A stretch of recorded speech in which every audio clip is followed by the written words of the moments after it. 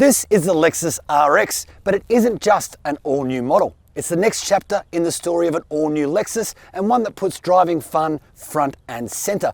I'll tell you what else is front and center. This massive spindle grille, which is now the size of a small apartment block, but we will get to that, as well as everything else you need to know, like what's powering them, when you can get one, and how they measure up against the premium competition. Got it? Then let's get moving. Now, the price still remains a mystery for the Lexus RX range, but it's also fair to say we haven't seen too many models get cheaper over the past couple of years, have we? What we do know is that the RX will launch with 3 powertrain options: an all-new turbocharged hybrid, a second more conventional hybrid, and a turbo petrol engine. There's also a plug-in hybrid version available overseas, but Australia isn't getting it, at least not yet.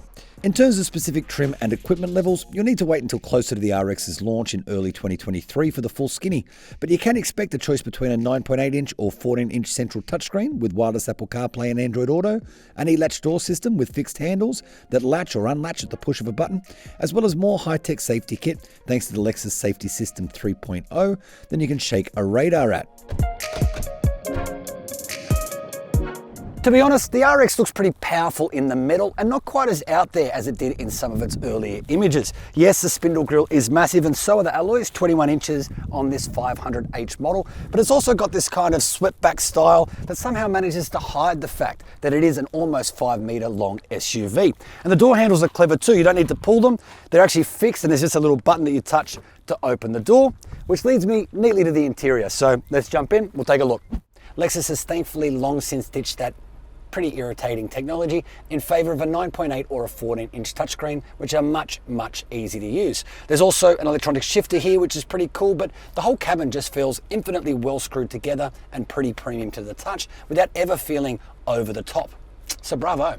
Now, this RX is slightly wider than the car it replaces, but it's no longer. What they have done instead is slightly lengthen the wheelbase just to give you a bit more breathing space here in the back seat. Now, I'm sitting behind roughly my own 175 centimeter driving position, and as you can see, I've got enough knee room and enough headroom too.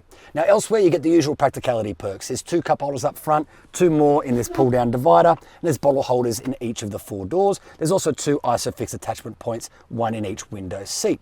Now, this being the flagship model, there's a whole bunch of cool stuff back here, like heated and ventilated back seats. You get your own vents, your own temp controls, and your own USB charge ports as well. And we expect most of that will make it to Australia, although local pricing and specification is yet to be confirmed. Now, Lexus is yet to confirm the luggage space specs for the new RX, but given it's only being offered with 5 seats and that there's been no change to the vehicle's length, you can expect a fair bit of room for bags and whatever else you might need back there. Let's start with what we're not getting at launch. Internationally, there's a new plug-in hybrid variant that pairs a 227 kilowatt hybrid system with an 18.1 kilowatt hour lithium-ion battery for an EV driving range of more than 65 k's, which is pretty good. But fight for it though Lexus Australia did, it just couldn't secure the model for our market at launch. It wants it though, and badly, so watch this space. For now, we'll get 3 options, including the RX 350h, which pairs a 2.5 litre petrol engine with Lexus's existing hybrid system to produce a total 180 kilowatts and 316 newton meters. It's paired with a constantly variable transmission and will be offered in 2 or all-wheel drive in Australia. There's also a turbocharged 2.4 litre petrol engine on offer in the RX 350. It's good for 205 kilowatts and 430 newton meters, and it's paired with an 8-speed automatic and all-wheel drive. But this is the powertrain that I really like. It's exclusive to the 500h, and it pairs a 2.4 litre turbocharged petrol engine with a single electric motor up front and a second at the rear axle. Now, this is a brand new hybrid system. It's never been used in any Lexus products in the past, and it's been designed to work with turbocharged engines, but also to deliver real driving power to those rear tyres. Now, speaking of power, you get 273 kilowatts and 551 newton meters all up, which is a lot. It's fed through a 6-speed automatic and delivers a pretty nifty sprint to 100 kilometers an hour of just 5.9 seconds. That's pretty quick for a big bus.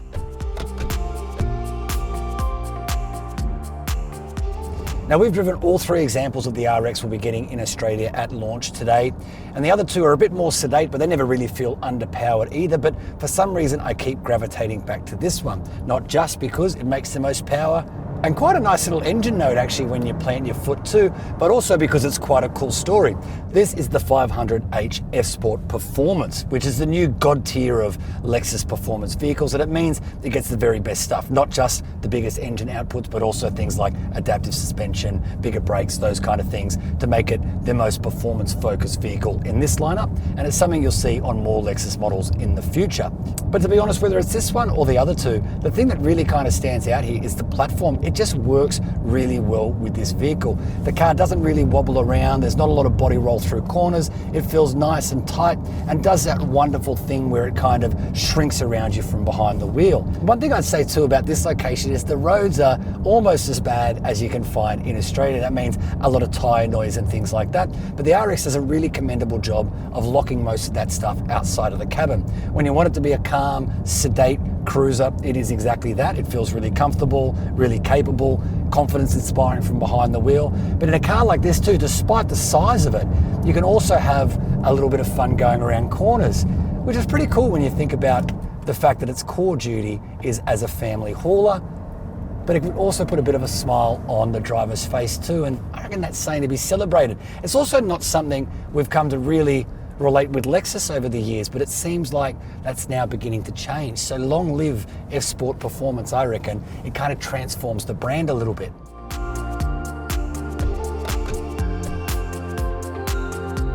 Let's start with the pure petrol RX 350, which will sip a claimed 8.8 litres per 100 kilometres on the combined cycle and will demand premium petrol.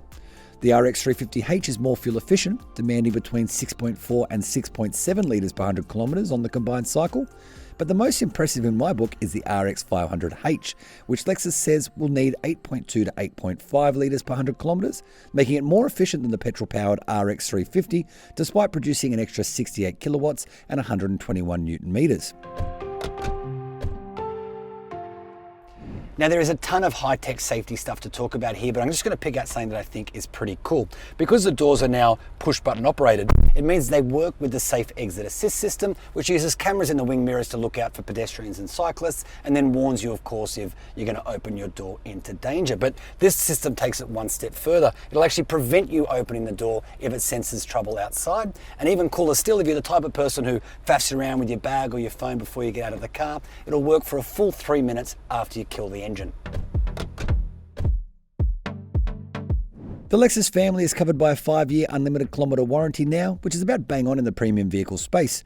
While servicing details are yet to be confirmed, the previous RX required a trip to the service centre every 12 months or 15,000 kilometres, and it will fall under the brand's cap price servicing program, as well as the Lexus Encore program, which offers all sorts of perks to its owners.